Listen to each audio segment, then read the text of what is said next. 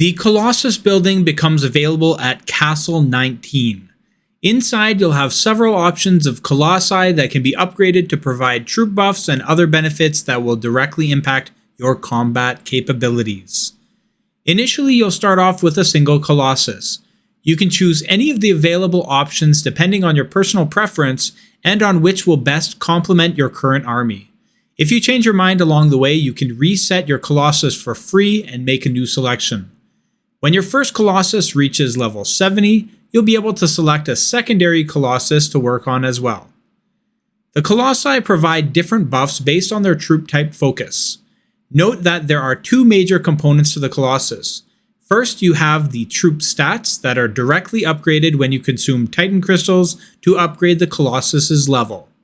The first three choices will improve the attack, defense, and hit points of the specific troop type that corresponds to your Colossus. The next three vary across the different Colossi, but will either be a damage increase of your troop type versus another, such as mages dealing additional damage to infantry, or it will be a damage reduction to reduce the damage taken by your troops from a specific source, such as infantry taking reduced damage from archers. As mentioned previously, Titan Crystals are consumed when upgrading the Colossus, and the amount required to upgrade each level will increase as the level of that specific bonus increases. Every 5 levels that a stat is increased will cause it to become locked until enough ancient relics are redeemed to open the next 5 levels. This locking mechanic is specific to each individual stat, so if one becomes locked, you will still be able to work on others. Similar to Titan Crystals, the cost to unlock with ancient relics will increase as the level of the stat improves. In addition to Colossus stats, Colossi also have skills that are unlocked when the overall Colossus level reaches certain thresholds. The Colossus level is determined by the sum of all individual stat levels. When a Colossus reaches level 50, it will unlock its very first skill. After this, every subsequent 20 levels will unlock a new Colossus skill until level 130.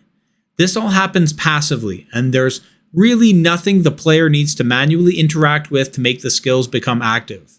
Colossus skills will grant additional damage boosts, damage reductions, and troop stats for your army. The question for many players will be on how to obtain the Titan Crystals and Ancient Relics required to upgrade the Colossus. You can obtain them through purchasing packs, of course, but beyond that, I've found that the very best source is by being effective in the Fiend Trial. I'm able to acquire quite a few Titan Crystals and Ancient Relics by ensuring I do high Fiend Trial damage. In addition to the daily rewards, you'll also get additional Titan Crystals and Relics when the Alliance meets specific percentages on the current Fiend, and when the Fiend is finally defeated. The Infinite War store also has a weekly stock of Titan Crystals and Ancient Relics that can be purchased using the coins earned through the Tower Defense minigame. Don't expect to push the Colossus to a high level quickly. Upgrading Colossi is a very slow process, but the benefits provided are permanent and passively active. Unlike totems and beasts, the Colossus is not something that needs to participate in a battle for the buffs to be active.